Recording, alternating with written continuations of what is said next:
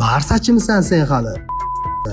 Uyda nonsiz, pulsiz qolib ketsangiz, kimdir sizga "Ma-to'rtta non, realchi ekansan yoki barsachi ekansan" deb olib kelib bermaydi. Biron joyga ishga suhbatga borganingizda sizning u ishni qila olishingiz va tajribangiz qiziq Mbappeni deb barsachilarni so'kkan gaplaringiz emas. Mabodo doktorga yotib qolsangiz, Rafinha yoki Modrich sizga ukol urib qo'ymaydi do'stim. Kommentda realchilar unaqa, barsachilar bunaqa deb kimnidir onasidan so'ksangiz, Peres yoki Laporta sizni kartangizga "Ma uka, yaxshi so'kding onasidan" deb pul tashab qo'ymaydi. Sevgan qizingizni ota-onasiga ham sizni barsachligingiz qiziqmas, uni qizini boqa olishingiz qiziq. Qadar yetib qachondir u dunyo bilan yuzlashsangiz, qabringiz boshida lapatga olib Vini bilan Araujo tuproq tashamaydi. Belingem ham sizni yelkalamaydi axir. Hayotimizning mazmuni bu realchi bo'lib yo barsachi bo'lib bir-birimizni so'kishmas. Bizni hayotda borligimizni Barsani o'tib ketgan doktor ham bilmasdi axir. Ular futbol o'ynab pul topyapti. Siz bo'lsa prosta mazza qilib futbol ko'ring va bir-biringizni qaysidir klubga muxlisligingiz uchun haqorat qilmang.